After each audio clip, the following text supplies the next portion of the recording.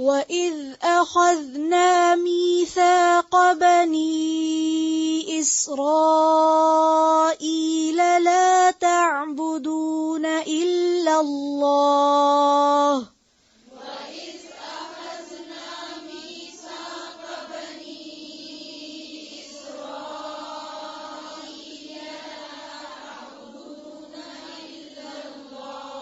پھر سے پڑھیں.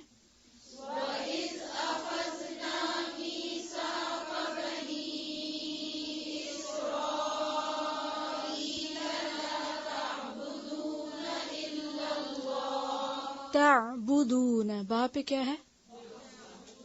زبر نہیں ہے، پیش ہے. لا تعبدون الا اللہ وبالوالدین احسانا وذی القربى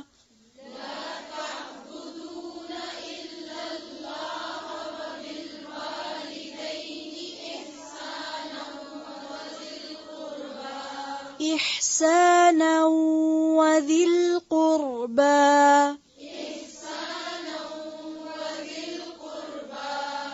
وذي القربى واليتامى والمساكين وقولوا للناس حسنا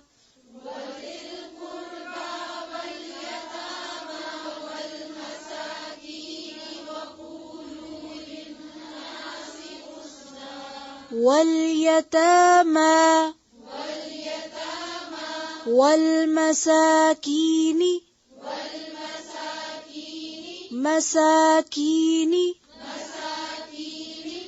وذي القربى واليتامى والمساكين وقولوا للناس حسنا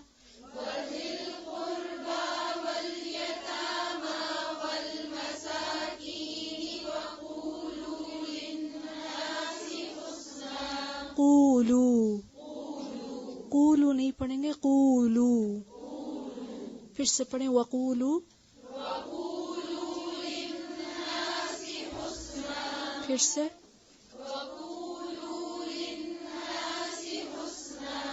وَأَقِيمُوا الصَّلَاةَ وَآتُوا الزَّكَاةَ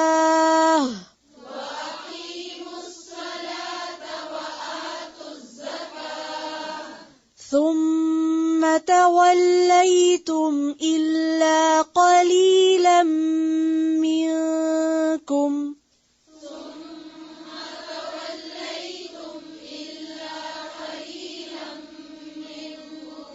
قليلا. پھر سے ثم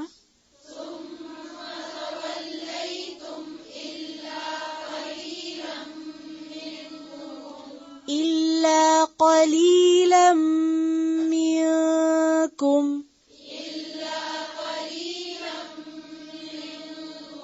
زیر کو اور باریک کریں.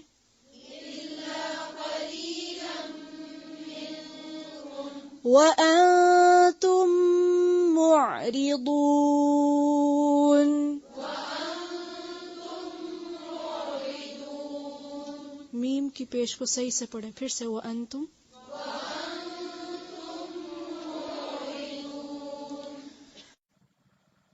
اور اس جب اخذنا لیا ہم نے کس نے؟ اللہ تعالی نے. کیا لیا؟ میثاق پختہ عہد، پکا وعدہ. کس سے لیا؟ بنی اسرائیل سے. کس بات کا وعدہ؟ لا تعبدون نہ تم عبادت کرنا، الا اللہ مگر اللہ کی. اور بالوالدین ساتھ والدین کے. والد کا لفظ اردو میں عام استعمال ہوتا ہے. والدین کا مطلب ہے دو والد، یعنی ماں اور باپ. وبالوالدین اور ساتھ والدین کے. احسانا احسان کرنا. احسان کا لفظ کہاں سے ہے؟ حسن سے. جی ہاں، اچھی طرح بات کرنا. وذی القربی اور قرابت داروں سے، قرب والوں سے، رشتہ داروں سے. اشارہ ہے قریبی رشتہ داروں کی طرف جن کا اللہ تعالیٰ نے وراثت میں حصہ مقرر کیا ہے.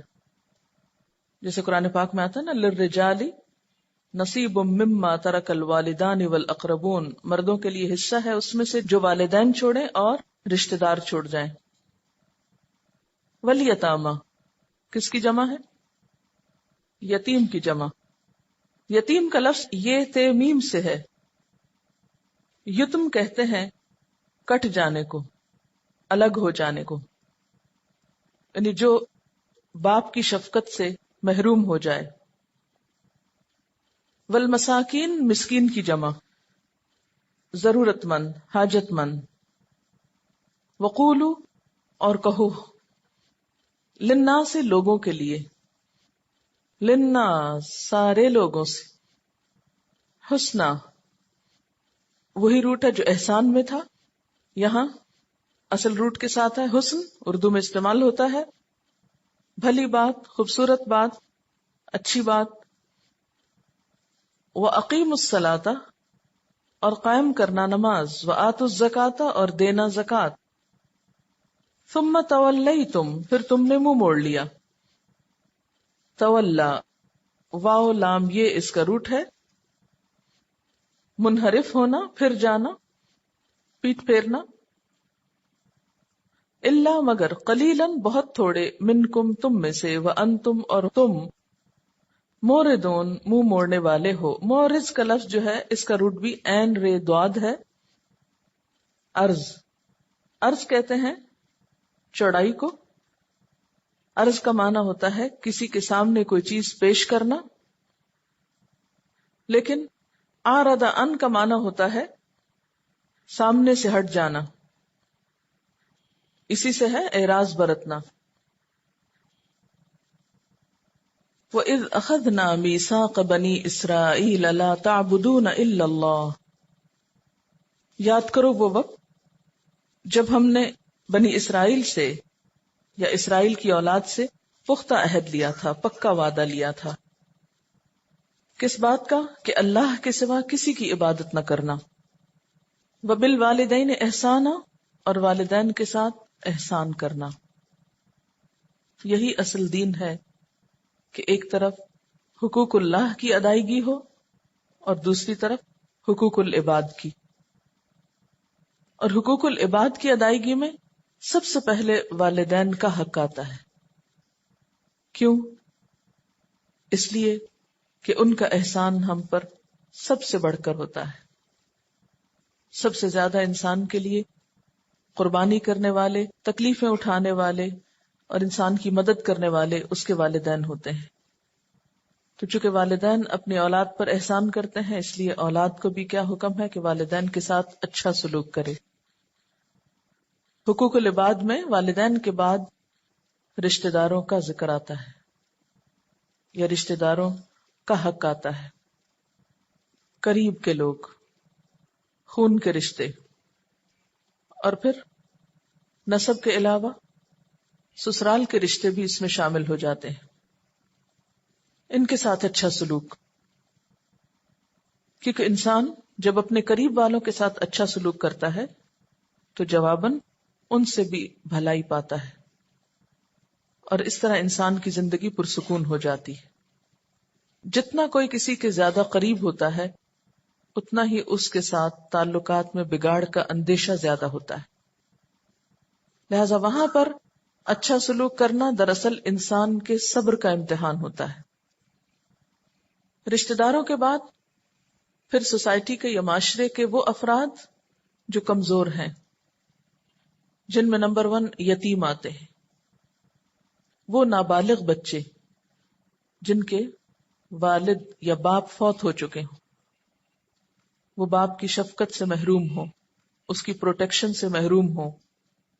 ایسے لوگوں کی کیئر کرنا، ایسے لوگوں کا خیال رکھنا اللہ تعالیٰ کو نہایت پسند ہے. بنی اسرائیل سے بھی یہی وعدہ لیا گیا تھا.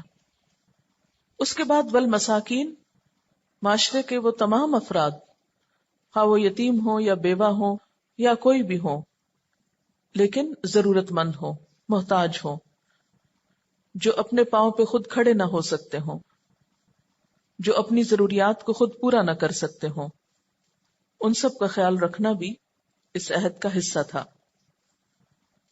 ان سب کے ساتھ احسان میں مالی مدد بھی آتی ہے، بہترین مشورہ اور رہنمائی بھی آتی ہے، اور کسی بھی طرح ان کی خیرخواہی اور بھلائی کے کام سب شامل ہیں۔ اور یہ جو احسانہ کا لفظ ہے، یہ صرف والدین کے لیے نہیں بلکہ ذی القربہ، یتامہ اور مساکین سب کے لیے احسانہ ہے۔ ان سب پر احسان کرنا، ان سب سے اچھا سلوک کرنا، اور احسان ہوتا ہے حق سے بڑھ کر دینے کی کوشش کرنا۔ ایک ہوتا ہے عدل کہ جیسا کوئی کرے ویسا کر دو، لیکن احسان یہ ہوتا ہے اس سے بھی بڑھ کر کرو۔ اگر رشتہ دار اچھا نہیں کرتے تو تم ان کے ساتھ اچھا کرو۔ یتیموں کی طرف سے ہو سکتا ہے تمہیں کوئی بھلائی نہ ملے، تمہاری کوئی مدد نہ ہو، لیکن تم ان کی مدد کرنا۔ اسی طرح مساکین بھی ہو سکتا ہے تمہارے کسی کام نہ آئے، لیکن پھر بھی تمہیں ان کے ساتھ اپنی حیثیت اور وسعت کے مطابق اچھا سلوک کرنا ہے۔ اور پھر وَقُولُوا لِلنَّاسِ حُسْنًا، سب لوگوں کے ساتھ اچھی طرح بات کرنا ہے، حسن اخلاق، اور خاص طور پر حسن کلام۔ احسان تو مختلف انسانوں کے ساتھ جو خاص طور پر قریب ہوں یا ضرورت مند ہوں، لیکن اچھی بات کا ضرورت مند ہر انسان ہے، خواہ وہ اپنا ہے یا غیر ہے۔ اور حسنہ میں بھلائی کی بات، اچھی طرح بات کرنا، خیرخواہی کی بات کرنا، انصاف کی بات کرنا، یہ سب کچھ شامل ہو جاتا ہے۔ حقوق العباد کی ادائیگی کے بعد پھر توجہ دلائی گئی حقوق اللہ پر، اور اس میں سب سے پہلا کام تو اللہ تعالیٰ کی عبادت کرنا، اس کو ایک ماننا، اور پھر عملی طور پر اس کے آگے جھکنا۔ وَأَقِیمُوا الصَّلَاةَ، نماز قائم کرنا، وَآتُوا الزَّکَاةَ، اور زکوٰۃ دینا۔ زکوٰۃ دینا جو ہے یہ بھی دراصل ایک طرح سے حقوق العباد کی ادائیگی ہے، لیکن ساتھ ہی اللہ کا حکم بھی ہے، تو دونوں اس میں شامل ہو جاتے ہیں۔ ثُمَّ تَوَلَّیْتُمْ، پھر تم منہ موڑ گئے۔ تم کون یہاں؟ بنی اسرائیل۔ تم نے وعدہ تو کیا لیکن اس کو پورا نہ کیا، اسے نبھایا نہیں۔ کیسے؟ یعنی ان احکامات کی پابندی نہیں کی۔ لیکن سب ایسے نہ تھے، الا قلیلا منکم، مگر بہت تھوڑے تم میں سے، یعنی کچھ نہ کچھ ایسے تھے کہ جنہوں نے اللہ تعالی کے ساتھ کیے ہوئے اس وعدے کی شرائط نبھائیں۔ وَأَنْتُمْ مُعْرِضُونَ، اور تم ہو ہی منہ موڑنے والے، اعراض برتنے والے، اللہ تعالیٰ کے احکامات سے بے پرواہی برتنے والے۔ یہ تو تمہاری سرشت میں ہے، تمہاری پرانی عادت ہے۔ میں پھر پیچھے چلوں گی تھوڑا سا، ذرا اس وعدے کو دوبارہ دہراتے ہیں۔ وَإِذْ أَخَذْنَا مِيثَاقَ بَنِي إِسْرَائِيلَ لَا تَعْبُدُونَ إِلَّا اللَّهَ وَبِالْوَالِدَيْنِ إِحْسَانًا۔ وَبِالْوَالِدَيْنِ إِحْسَانًا، تو مسلمان کیا کرتا ہے؟ والدین کے ساتھ احسان کرتا ہے، اور کس کے ساتھ؟ وَذِي الْقُرْبَى وَالْيَتَامَى، یتیم کے ساتھ بھی احسان۔ جی ہاں، اس کو جھڑکیاں نہیں دیتا، اس کو ٹھوکریں نہیں مارتا، اور اس کو ذلیل و خوار کر کے نہیں کہیں پھینک دیتا۔ والمساکین، تو مسلمان سب سے پہلے والدین کے ساتھ احسان کرتا ہے، پھر رشتہ داروں کے ساتھ احسان کرتا ہے، پھر یتیموں کے ساتھ احسان کرتا ہے، پھر مسکینوں کے ساتھ، ضرورت مندوں کے ساتھ، کمزور لوگوں کے ساتھ، مجبور لوگوں کے ساتھ، بے سہارا لوگوں کے ساتھ، سوسائٹی کے بےچارے پسے ہوئے لوگوں کے ساتھ احسان کرتا ہے۔ آپ دیکھیے عام طور پر ہم احسان کس کے ساتھ کرتے ہیں؟ کس کے ساتھ اچھے بنتے ہیں ہم؟ نمبر 1 جو ہمارے ساتھ اچھا بنتا ہے، نمبر 2 ہم اس سے کسی وجہ سے امپریس ہوتے ہیں، مرعوب ہوتے ہیں، یا وہ ہم کو بڑی چیز لگتا ہے تو ہم بھی اس کے ساتھ بہت شریف بن کے پیش آتے ہیں۔ لیکن جو ہی کوئی شخص ہم سے کمتر آ گیا، یعنی کمتر سے مراد اگر مال میں کم ہے یا مقام مرتبے میں کم ہے، تو ہم اس کے ساتھ کیسے پیش آتے ہیں؟ ذرا اپنا لہجہ سوچئے، اپنے سروینٹس کے ساتھ کیسے لہجے میں بات کرتے ہیں. تو وہ مساکین بےچارے کسی احسان کے مستحق نہیں ہیں. تو دل میں جب خدا کا خوف آتا ہے تو ظاہری رویے میں خود بخود احسان آ جاتا ہے. وہ اپنے سے بڑے کے ساتھ بھی اچھی طرح بات کرتا ہے اور اپنے سے چھوٹے سے بھی اچھی طرح بات کرتا ہے. وہ ڈبل سٹینڈرڈ نہیں رکھتا. ٹھیک ہے نا. تو مسلمان مساکین کے ساتھ احسان کرنے والا ہوتا ہے. اور کیا کرتا ہے؟ وَقُولُوا لِلنَّاسِ حُسْنًا، سارے انسانوں کے ساتھ اچھی طرح پیش آنا، چاہے کوئی اپنا ہو چاہے کوئی غیر ہو. اس کے بارے میں ایک روایت میں آتا ہے کہ طلحہ بن عمر کہتے ہیں کہ میں نے امام حدیث و تفسیر عطا سے کہا کہ آپ کے پاس فاسد عقیدے والے لوگ بھی جمع رہتے ہیں، یعنی ہر طرح کے گناہگار اور بگڑے ہوئے لوگ بھی آپ کے پاس آ کے بیٹھ جاتے ہیں، مگر میرے مزاج میں تیزی ہے، میرے پاس ایسے لوگ آتے ہیں تو میں ان کے ساتھ سخت بات کرتا ہوں. حضرت عطا نے فرمایا ایسا نہ کیا کرو، کیونکہ اللہ تعالیٰ کا حکم ہے وَقُولُوا لِلنَّاسِ حُسْنًا. اس میں تو یہودی اور نصرانی بھی داخل ہیں. مسلمان خواہ کیسا ہی کیوں نہ ہو وہ اس حکم میں کیوں نہ داخل ہوگا. تو قولوا للناس حسنا میں پھر کیا آ گیا؟ سب لوگوں کے ساتھ جب آپ کسی سے بھی ملیں، یاد رکھیے کسی سے بھی ملیں، خواہ وہ کافر ہو، منافق ہو، مشرک ہو، فاسق ہو، یہودی ہو، عیسائی ہو، گناہگار سے گناہگار انسان ہو، جس کے بارے میں آپ کو پکا پتا ہو کہ یہ بہت ہی خراب انسان ہے، لیکن آپ کو کس طرح پیش آنا ہے؟ وَقُولُوا لِلنَّاسِ حُسْنًا، اچھی طرح پیش آنا ہے. نبی صلی اللہ علیہ وسلم گھر پہ تشریف فرما تھے کہ اتنے میں کسی نے دروازہ کھٹکھٹایا. آپ نے پوچھا کون؟ وہ شخص جب بولا تو آپ نے حضرت عائشہ سے فرمایا کہ یہ اپنے قبیلے کا بدترین انسان ہے. تو کیا اس کی غیبت نہیں ہو گئی؟ نہیں، آپ نے انفارم کیا تھا گھر والوں کو کہ ایسا نہ ہو کہ آپ اس سے بہت اچھی طرح ملنے والے تھے کہ پھر کہیں آپ کی غیر موجودگی میں وہ آئے اور حضرت عائشہ یہ سمجھے کہ یہ بہت اچھا انسان تھا اسی لیے آپ اس سے بہت اچھی طرح پیش آئے، تو ہو سکتا ہے وہ ان پہ کوئی ٹرسٹ کر بیٹھتی یا کچھ، تو اس لیے انفارم کرنا ضروری تھا کہ یہ شخص ٹھیک نہیں ہے. انہوں نے یہ نہیں پوچھا اچھا کیا کرتا ہے. ہمیں تو اگر کوئی انفارم کرے کہ یہ شخص کچھ ٹھیک معلوم نہیں ہے تو ہم کہیں اچھا طرف بیٹھ جاؤ اور بتاؤ ہمیں کیا کیا کرتا ہے. یہ درست نہیں ہے. اور اس سے پہلے آپ نے بلا وجہ اس کی کہانی نہیں سنائی تھی. جب معاملہ ہو تو اس وقت کسی کو تھوڑا سا انفارم کر دینے میں کہ محتاط ہو کے معاملہ کرے، یہاں کچھ بات ٹھیک نہیں، یہ غیبت میں نہیں آتا. خیر، اور پھر باہر گئے اور اس سے بہت اچھی طرح پیش آئے. حضرت عائشہ حیران ہو گئی، یہ کیا بات ہوئی؟ ابھی تو آپ فرما رہے تھے کہ یہ شخص اچھا نہیں ہے اور ابھی آپ اس سے اتنی اچھی طرح مل رہے ہیں، ایسا کیوں؟ تو حضرت عائشہ نے پوچھ لیا کہ ایسا کیوں، جاننے کے لیے. تو آپ نے فرمایا کہ سب سے بدترین انسان وہ ہے کہ جس کی بد اخلاقی کی وجہ سے لوگ اس سے ملنا جلنا چھوڑ دیں. ہم نہیں ملتے اس سے، بہت بد اخلاق ہے. اور آپ تو اخلاق کی تکمیل کے لیے آئے تھے. انما بعثت لاتمم مکارم الاخلاق، تو میں اس لیے بھیجا گیا ہوں کہ بہترین اخلاق کی تکمیل کروں. تو اس لیے آپ نے اس بات کو پسند نہیں کیا کہ اس شخص کی برائی کے باوجود، مانا ہوا برا انسان ہے، بدماش ہے، گنڈا ہے، وٹ ایور، لیکن آپ جب ملے تو پلین ذہن کے ساتھ، ہمیں اس سے کوئی غرض نہیں کوئی کون ہے، ہمیں تو اپنے اخلاق کو اچھا رکھنا ہے. ٹھیک، اس کو منافقت نہیں کہتے. ہم یہ کہتے ہیں نو، جو ہمارے دل میں ہوگا ہم ویسے ہی سامنے سے پیش آئیں گے. ہم منافقت نہیں رکھتے.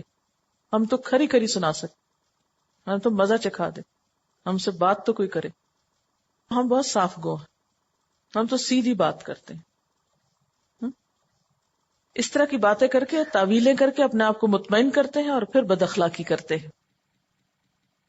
اچھا، اب یہ کہ قول کی خوبصورتی، گفتگو کی خوبصورتی کی بات ہے یہاں کہ خوبصورت گفتگو کرو، گفتگو میں خوبصورتی پیدا کرو، اچھی طرح بات کرو. یہ سب سے پہلی چیز ہے جو آپ کسی کے ساتھ بھلائی کر سکتے.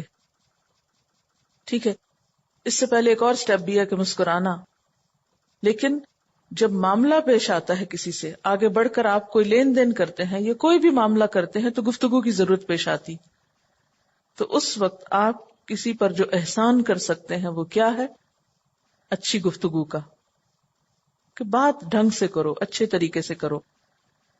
اور اس لیے بھی کہ قرآن پاک میں آتا ہے ما یلفظ من قول الا لدیہ رقیب عتید، کوئی لفظ جو انسان کی زبان سے نکلتا ہے اس کو فوراً ایک فرشتہ لکھ لیتا ہے. آپ جیسی بھی بات کریں گے فوراً لکھی جائے گی. نبی صلی اللہ علیہ وسلم نے فرمایا اکثر لوگ اپنی زبان اور شرمگاہ کی حفاظت نہ کرنے کی وجہ سے جہنم میں جائیں گے. جہنم میں جانے والے بہت سے لوگ کون ہوں گے؟ جو اپنے حیا کی حفاظت نہیں کرتے اور اپنی زبان کی حفاظت نہیں کرتے. حضرت معاذ کی حدیث میں ہے کہ اللہ کے رسول صلی اللہ علیہ وسلم نے ان سے فرمایا کہ اس زبان کو بند رکھو. انہوں نے عرض کیا اے اللہ کے رسول صلی اللہ علیہ وسلم، کیا ہم زبان کی باتوں پر بھی پکڑے جائیں گے؟ کیا باتوں پر بھی مواخذہ ہوگا؟ باتوں پہ بھی پکڑ ہوگی؟ تو آپ نے فرمایا معاذ تیری ماں تجھے گم کرے، جہنم میں منہ کے بل یا ناک کے بل لوگوں کو زبان کی کٹائی کے علاوہ یا کھیتی کے علاوہ اور کون سی چیز گرائے گی. ایک اور حدیث میں آتا ہے کہ جس نے اپنی زبان روک لی اللہ تعالیٰ نے اس کی پردہ پوشی کر دی. یعنی جو اپنے آپ کو کنٹرول کر لیتا ہے، بات میں روک لیتا ہے، اللہ تعالیٰ اس کی عیب چھپا دیتا ہے. کیسے؟ کیونکہ جب انسان بولتا ہے تو اس کی اچھائی برائی ظاہر ہوتی. ہر انسان کی شناخت اس کی گفتگو سے ہوتی ہے کہ وہ کیا ہے، اس کی اصلیت کیا ہے، اس کی حقیقت کیا ہے. مثلاً ایک عالم کا پتہ کہاں سے چلتا ہے کہ کوئی عالم ہے یا نہیں؟ کیسے پتہ چلے گا؟ اس کے چہرے پہ لکھا ہوتا ہے. کس کس کے ماتھے پہ پڑا آپ نے کہ یہ علامہ ہے؟ کہاں سے پتہ چلتا ہے؟ اس کی گفتگو سے پتہ چلتا ہے. اسی طرح ایک جاہل کا پتہ کہاں سے چلتا ہے؟ چاہے وہ کتنا بھی خوبصورت لباس پہنے ہوئے ہو، کتنا میک اپ کیے ہوئے ہو، لیکن جب وہ گفتگو کرتا ہے تو فوراً پتہ چل جاتا ہے کہ اس شخص کا کیلیبر کیا ہے. اسی طرح ہر انسان کی شناخت جو ہے اس کی گفتگو سے ہوتی ہے. گفتگو میں کیا ہونا چاہیے اور کیا نہیں ہونا چاہیے؟ پہلی بات تو جو ہمیں بتائی گئی کہ گفتگو بامقصد ہونی چاہیے. قولوا للناس حسنا میں پہلی چیز کیا ہے؟ میننگ فل، بامقصد بات. بیکار کی لغو باتیں کرنے سے روکا گیا ہے. ایک حدیث میں آتا ہے کہ اللہ تعالیٰ کو 3 چیزیں پسند نہیں. اللہ تعالیٰ کو 3 چیزیں پسند نہیں. نمبر 1 بے مقصد گفتگو، نمبر 2 غیر ضروری سوال، irrelevant questions، بیکار کی بحثیں، اور نمبر 3 مال کا ضائع کرنا. پھر اسی طرح لوگوں کے بارے میں عموماً تبصرے نہیں کرنے چاہیے. بلا ضرورت لوگوں کو موضوع بحث نہیں بنانا چاہیے. وہ جو ایک بہت مشہور سینگ ہے کہ small minds talk about people. جو چھوٹے دماغ ہوتے ہیں نا، وہ لوگوں کی باتیں کرتے رہتے، فلاں نے یہ کیا، فلاں نے یہ کہا، فلاں نے یہ پہنا، فلاں نے یہ کھایا، فلاں نے. لوگ موضوع گفتگو اور موضوع بحث ہوتے ہیں. Average minds talk about events, واقعات، حالات. فلاں قوم اوپر جا رہی، فلاں نیچے آ رہی ہے، آج یہ واقعہ پیش آ گیا، وہ ایکسیڈنٹ ہو گیا. خبروں پہ باتیں اور تبصرے. And great minds talk about ideas. وہ یہ دیکھتے ہیں آئندہ کیا کرنا چاہیے اور کیا ہونا چاہیے، واٹ نیکسٹ، کریں کیا. تو اب آپ اپنے آپ کو جج کیجیے کہ آپ کہاں کھڑے، کیا باتیں کرتے ہیں اپنی روزمرہ کی گفتگو میں. صرف لوگ ڈسکس کرتے ہیں یا ایونٹس ڈسکس کرتے ہیں یا پھر آئیڈیاز اور کیا ہو سکتا ہے اور کیسے ہو سکتا ہے. اسی سے آپ اپنے آپ کو جج کر سکتے ہیں. پھر اسی طرح قولوا للناس حسنا میں آتا ہے کہ سچی بات کرنی چاہیے، سچ بولنا چاہیے اور جھوٹ سے بچنا چاہیے. پھر اسی طرح قول اور فعل میں تضاد نہیں ہونا چاہیے. قرآن پاک میں آتا ہے یا ایھا الذین آمنوا لما تقولون ما لا تفعلون، کیوں وہ باتیں کہتے ہو جو کرتے نہیں ہو. کبر مقتا عند اللہ ان تقولوا ما لا تفعلون، اللہ تعالیٰ کے نزدیک بہت ناپسندیدہ ہے یہ بات کہ تم جو کہو اسے کرو نہیں. پھر اسی طرح آپ نے سورۃ البقرہ میں پڑھا اتأمرون الناس بالبر وتنسون انفسکم، لوگوں کو تو نیکی کی بات بتاتے اور اپنے آپ کو بھول جاتے ہو. پھر اسی طرح گفتگو میں آسان اور سیدھی سادی زبان استعمال کرنی چاہیے. لفظی تکلف، بناوٹ، تصنع، اس سے پرہیز کرنا چاہیے.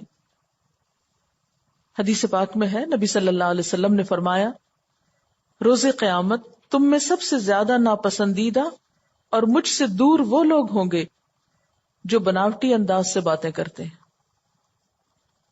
سب سے دور کن کی مجلس ہوگی آپ سے؟ ان لوگوں کی جو بناوٹی انداز میں باتیں کرتے ہیں، اپنی بڑائی اور اپنی خوبیاں جتانے کے لیے عجیب و غریب گفتگو کرنے والے اور تکبر کرنے والے ہیں. یعنی ڈینگے مارنا، شوخیاں بگاڑنا، اپنے آپ کو بڑی چیز سمجھنا، یہ دنیا میں تو ہوگا، لیکن قیامت کے دن کیا ہے؟ اللہ کے رسول صلی اللہ علیہ وسلم ان لوگوں کو اپنے سے دور کریں گے، ادھر دور بیٹھو، کیونکہ آپ کو ایسے لوگ پسند نہیں ہیں. تو اب ہمیں دیکھنا چاہیے کہ ہم کیا گفتگو کرتے ہیں اور کیا ہماری جو گفتگو ہے وہ ہمیں آپ کے قریب کرے گی یا دور کر دے گی. کیونکہ آپ کو ایسی محفلوں میں بیٹھنا پسند نہیں نا، تو جو ایسی محفلیں جماتے ہیں پھر قیامت کے دن آپ کے قریب نہیں آ سکیں گے. کتنا خسارہ ہے. پھر اسی طرح نیکی اور بھلائی کی بات کرنی چاہیے، دوسرے کی خیرخواہی کی بات کرنی چاہیے. قرآن پاک میں آتا ہے قولوا لهم قولا معروفا. قول معروف کی جو اصطلاح ہے یہ بہت جگہ قرآن پاک میں استعمال ہوتی کہ ان سے بھلی بات کرو. یعنی جس سے بھی آپ بات کریں وہ دھوکے فریب پر مبنی نہ ہو بلکہ بھلائی اور خیرخواہی پر مبنی ہو.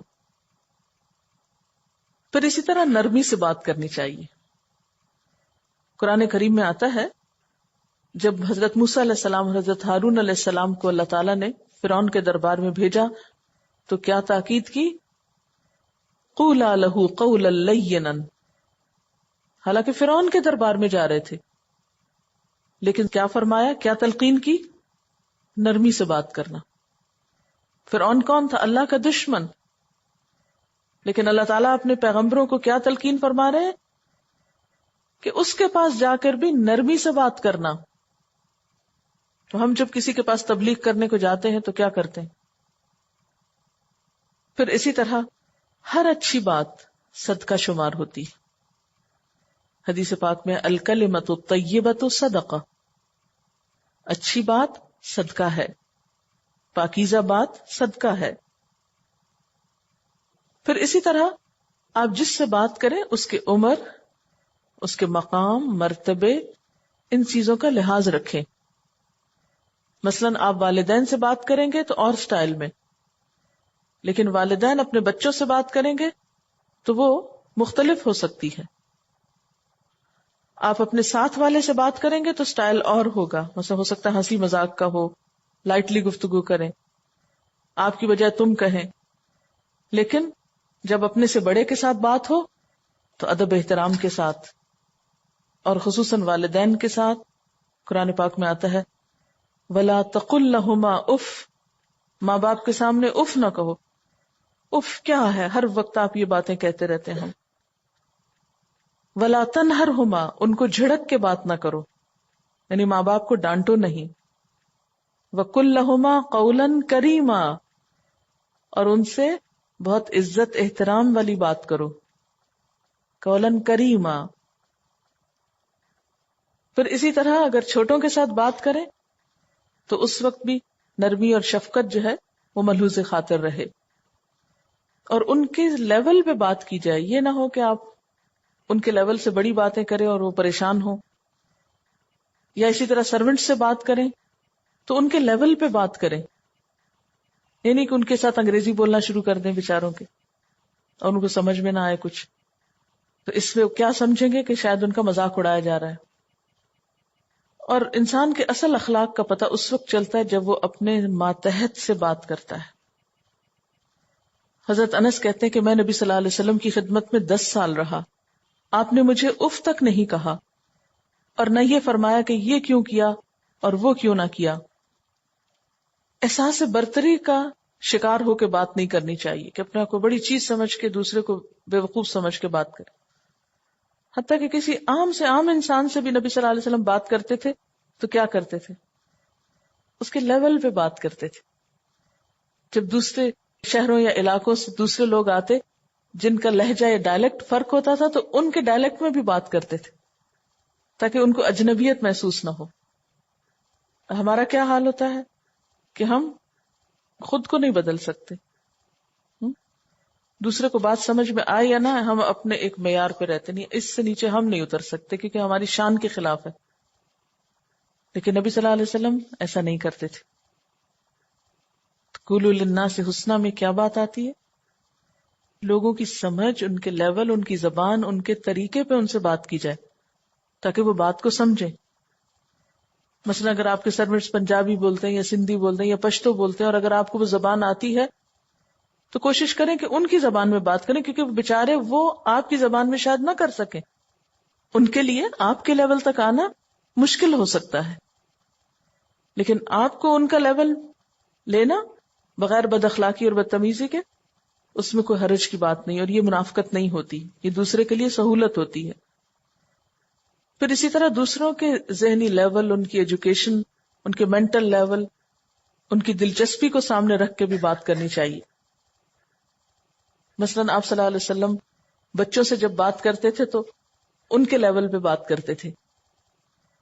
ایک چھوٹا بچہ تھا جس کا نام عمیر تھا، تو اس نے ایک پرندہ پالا ہوا تھا جس کا نام نغیر تھا، تو اتفاق سے وہ پرندہ مر گیا۔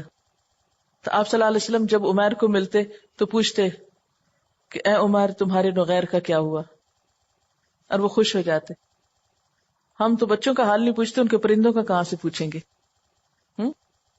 لیکن نبی صلی اللہ علیہ وسلم بچوں کے ساتھ ان کے بچگانہ لیول پر بات کرتے تاکہ بچے بھی آپ سے مانوس ہوں۔ بچوں کو خود سلام کرتے تھے تو بچے بھاگ بھاگ کر آپ کی طرف آتے۔ پھر اسی طرح یہ ہے کہ دوسروں کی دلچسپی کی بات، حضرت عمر کے بارے میں آتا ہے کہ جس سے ملتے اس کی دلچسپی کی بات کرتے تھے۔ مثلا بکریوں والوں سے ملتے تو بکریوں کے بارے میں بات کرتے، اگر کسی بڑے شخص سے ملتے تو اس کے لیول پہ بات کرتے۔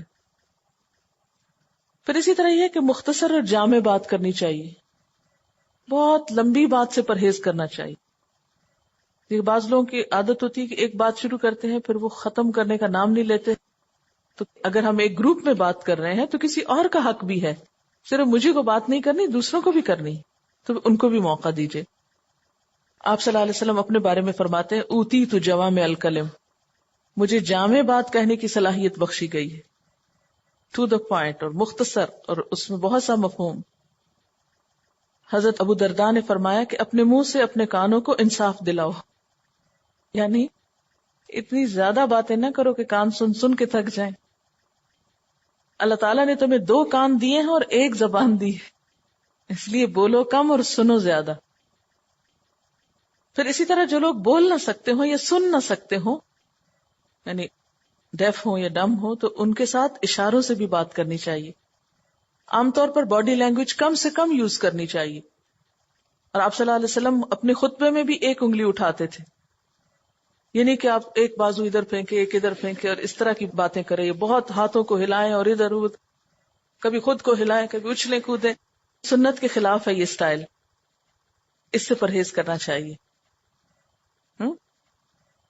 لیکن اگر کوئی شخص سن نہیں سکتا، سمجھ نہیں سکتا، تو اس کے ساتھ باڈی لینگویج میں، اشاروں کی زبان میں بات کرنا جو ہے وہ پسندیدہ ہے۔ پھر اسی طرح سننے کی عادت ڈالیں، جتنا اچھا دوسرے کا سنیں گے اتنا بہتر جواب دے سکیں گے۔ بعض لوگ جلد بازی میں دوسرے کی بات سنتے کچھ نہیں، وہ کچھ کہہ رہا ہے آپ کچھ کہہ رہے ہیں، اس سے بہت سی غلط فہمیاں پیدا ہو جاتی، مس انڈرسٹینڈنگ ہو جاتی۔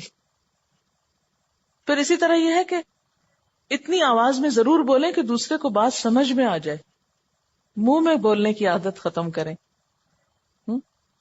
کیونکہ بعض اوقات ہم کیا کرتے ہیں گنگن گنگن، اب دوسرا بیچارہ پریشان ہے کہ کہا کیا، یعنی کھول کے وضاحت کے ساتھ بات کریں.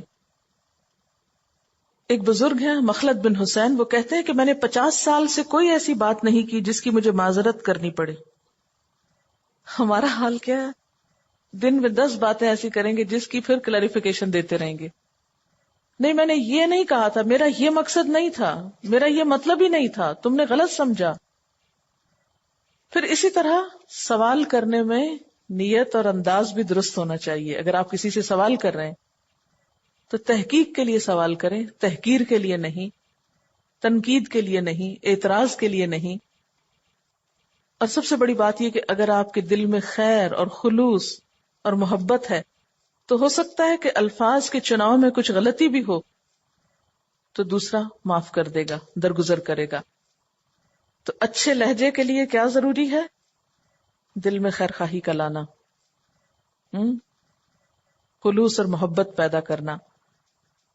اور خیر خواہی کا مطلب صرف نرمی ہی نہیں، بلکہ خیر خواہی کا مطلب یہ ہے کہ دوسرے کی بھلائی کو سامنے رکھ کر اس سے معاملہ کرنا.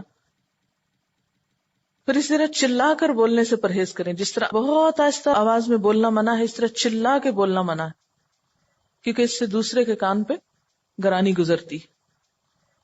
قرآن پاک میں فرمایا گیا کہ ان انکر الاصوات لصوت الحمیر، بدترین آواز گدھوں کی آواز ہوتی. آوازیں دینا، دور سے چیخنا، چلانا اور بولتے چلے جانا، تبصرے کرتے چلے جانا. مثلا بعض خواتین کی عادت ہوتی ہے کہ کھانا پکایا نا، بچوں نے کھایا نہیں، بس وہ شروع ہو گئی گفتگو.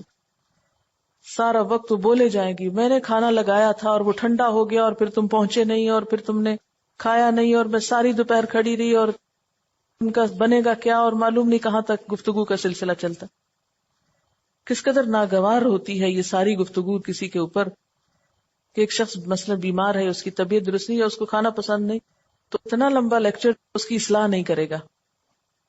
پھر اسی طرح بہت تیز نہیں بولنا چاہیے کہ پتہ ہی نہ چلے کہا کیا ہے، اور اتنا آہستہ بھی نہ بولیں کہ دوسرے کو گھنٹہ انتظار کرنا پڑے کہ اب بات مکمل ہو. اچھا، قرآن پاک کی ایک اور آیت ہے جس میں آتا ہے لا تصعر خدک للناس، اپنا چہرہ لوگوں سے پھیر کے بات نہیں کرو. مثلا بات اس سے کر رہے ہیں اور منہ ادھر موڑا ہوا، یعنی ایک شخص آپ کے سر پہ کھڑا ہے، آپ سے بات کر رہا ہے، آپ اس کی طرف دیکھ ہی نہیں رہے، آپ اپنے ہی کام میں لگے ہیں، بس ٹھیک ہے. تو یہ بھی حسنہ میں نہیں آتا. اسی طرح چہرے کے تاثرات بھی اچھے ہوں تو قولوا للناس حسنہ ہوتا ہے، یعنی اپنے چہرے پہ مسکراہٹ یا ایک ملائمت یا ایسا انداز رکھیں کہ جس سے دوسرے کو بات سمجھنے میں آسانی ہو. یعنی آواز میں زیر و بم ہونا چاہیے، اونچ نیچ ہونی چاہیے. اسپاٹ لہجے میں سیدھے سیدھے بات کرتے جانا جو ہے اس سے دوسرے کو گھبراہٹ